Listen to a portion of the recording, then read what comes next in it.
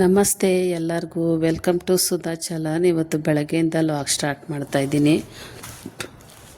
ಬೆಳಗ್ಗೆ ನಾಷ್ಟಕ್ಕೆ ದೋಸೆ ಮಾಡೋಣ, ಈರುಳ್ಳಿ ದೋಸೆ ಮಾಡೋಣ ಅಂದ್ಬಿಟ್ಟು ಈಗ ಈರುಳ್ಳಿ ದೋಸೆ ಮಾಡ್ತಾಯಿದ್ದೀನಿ. ಸಣ್ಣಗೆ ಈರುಳ್ಳಿ ಮತ್ತು ಹಸಿಮೆಣ್ಸಿನ್ಕಾಯಿ, ಕೊತ್ತಂಬರಿ ಸೊಪ್ಪು ಇಷ್ಟನ್ನು ಸಣ್ಣಗೆ ಹಚ್ಕೊಂಡು ಅದನ್ನು ದೋಸೆ ಥರ ಉಯ್ಯೋದು ಅಷ್ಟೇನೆ. ಇದನ್ನು ಬೇಕಂದರೆ ಎಣ್ಣೆಗೆ ಇದನ್ನು ನೀರೊಟ್ಲ ಥರ ನಾವು ಮಾಡ್ತೀವಿ, ಆ ಥರನೂ ಮಾಡ್ಬೋದು, ಇಲ್ಲ ದೋಸೆ ಥರನೂ ಉಯ್ಕೋಬೋದು. ಚೆನ್ನಾಗಿರುತ್ತೆ, ಟೇಸ್ಟ್ ಮಾತ್ರ ತುಂಬಾ ಚೆನ್ನಾಗಿರುತ್ತೆ. ಅದಕ್ಕೆ ಯಾವಾಗ ಮನೆ ಪ್ಲೈನ್ ದೋಸೆ ಎಲ್ಲ ಮಾಡಿದ್ದೆ, ಈ ಥರ ಮಾಡೋಣ ಸ್ವಲ್ಪ ಚೇಂಜ್ ಆಗಿರಲಿ ಅಂದ್ಬಿಟ್ಟು ಈಗ ಅದಕ್ಕೆ ದೋಸೆ ಸಿಟ್ಟಿಗೆ ಅದೆಲ್ಲಕ್ಕೂ ಸಣ್ಣದಾಗಿ ಹಚ್ಬಿಟ್ಟು ಹಾಕ್ಕೊಂಡು ಮತ್ತು ಈ ಕಡೆಗೆ ಚಟ್ನಿಗೆ ರುಬ್ಕೊಳ್ಳೋಣ ಅಂತ ತೆಂಗಿನಕಾಯಿ ಚಟ್ನಿ ಮಾಡ್ತಾಯಿದ್ದೀನಿ. ತೆಂಗಿನಕಾಯಿ ಚಟ್ನಿಗೆ ಸ್ವಲ್ಪ ಹುರ್ಗಡ್ಲೆ, ತೆಂಗಿನಕಾಯಿ, ಹಸಿಮೆಣ್ಸಿನ್ಕಾಯಿ ಹಾಕಲ್ಲ ನಾನು, ಒಣಗಿದ ಮೆಣಸಿನ್ಕಾಯಿ ಹಾಕ್ತೀನಿ. ಒಣಗಿದ ಮೆಣಸಿನ್ಕಾಯಿ, ಕೊತ್ತಂಬರಿ ಸೊಪ್ಪು, ಸ್ವಲ್ಪ ಒಂದು 3 ಇಸ್ಲು ಬೆಳ್ಳುಳ್ಳಿ, ಉಪ್ಪು ಇಷ್ಟನ್ನು ಹಾಕಿ ರುಬ್ಕೊಳ್ಳೋದು ಚಟ್ನಿಗೆ. ಮತ್ತು ಒಗ್ಗರಣೆ ಕೊಟ್ಕೊಳ್ಳೋದು ಚಟ್ನಿ ಮಾಡಿಕೊಂಡು ದೋಸೆ ಹುಯ್ತಾ ಇದ್ದೆ. ಇದು ದೋಸೆ ಸ್ವಲ್ಪ ಮಂದ ಬರುತ್ತೆ, ತೆಳು ಬರಲ್ಲ. ಈರುಳ್ಳಿ ದೋಸೆ ಆಗಿರೋದ್ರಿಂದ ಸ್ವಲ್ಪ ಮಂದಕ್ಕೆ ಇರುತ್ತೆ. ಅದಕ್ಕೆ 2 ದೋಸೆ ಹಾಕ್ತಾಯಿದ್ದೆ ನಾನು ಬಾಕ್ಸ್ಗೆ, ಮತ್ತು ಇಲ್ಲಿ ನಾಷ್ಟ ಮನೆಗೆ ಮಾಡ್ಕೊಳ್ಳೋಕ್ಕೆ ಎಲ್ಲಕ್ಕೂ 2 ದೋಸೆ ಮಾಡಿ ಅವ್ರಿಗೆ ಕೊಡ್ತಾಯಿದ್ದೇವೆ, ಸ್ಕೂಲ್ಗೆ ಹೋಗೋಷ್ಟೊತ್ತಿಗೆ ಆಗಲಿ ಅಂದ್ಬಿಟ್ಟು. ನೋಡಿದ್ರೆ ನಾನು ಆಮೇಲೆ ಎಲ್ಲ ಕೆಲಸ ಮಾಡಿಬಿಟ್ಟು ಅವ್ರು ನಾಷ್ಟ ಎಲ್ಲ ಹಾಕ್ಕೊಟ್ಟಿದ್ದಾದ್ಮೇಲೆ ನಾನು ನಾಷ್ಟ ಎಲ್ಲ ಮಾಡಿಕೊಂಡು ತುಂಬಾ ಟೇಸ್ಟಾಗಿತ್ತು. ದೋಸೆ ಮಾತ್ರ ಚೆನ್ನಾಗೈತಮ್ಮ ಅಂತ ಹೇಳ್ತಾಯಿದ್ಲು.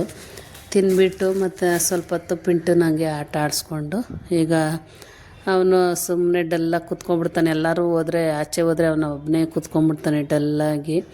ಅದಕ್ಕೆ ಅವನ್ನ ಮಾತಾಡಿಸ್ತಾ ಇದ್ದೆ ನಾನು. ಅವನು ನಿದ್ದೆ ಹೋಗೋದೇ ಸರೋಗ್ಬಿಡ್ತಾವನು. ಬೇರೆ ಆಚೆ ಎಲ್ಲರೂ ಹೋದರೆ ಅವ್ನು ನಿದ್ದೆ ಹೋಗ್ತಾ ಇರ್ತಾನೆ ಎಲ್ಲರೂ ಬರೋ ತನಕ. ಈ ಥರ ಕ್ಲೀನಾಗಿ ವಾಶ್ ಮಾಡಿ ಇಟ್ಕೊಂಡ್ರೆ ಬಾಚಣಿಗೆ ತಲೆಯಲ್ಲಿ ಗಾಯ ಆಗಲ್ಲ ಫ್ರೆಂಡ್ಸ್.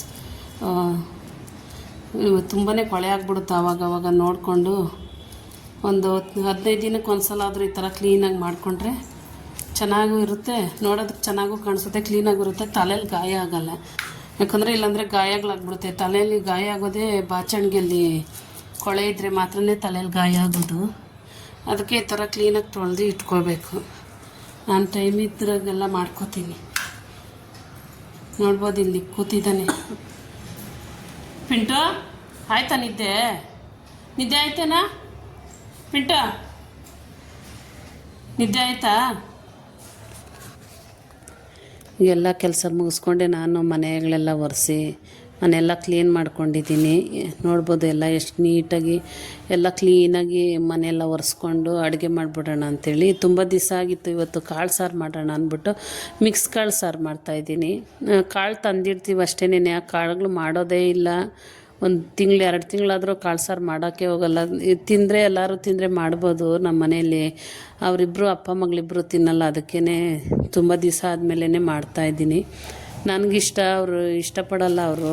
ಅದಕ್ಕೆ ಸರಿ ಅಂದ್ಬಿಟ್ಟು ಇವತ್ತು ಮಾಡೋಣ, ಎಷ್ಟೊಂದು ದಿವಸ ಆಯಿತು ಅಂದ್ಬಿಟ್ಟು ಈಗ ಮಿಕ್ಸ್ ಕಾಳು ಹಾಕಿ ಸಾಂಬಾರು ಮಾಡ್ತಾಯಿದ್ದೀನಿ.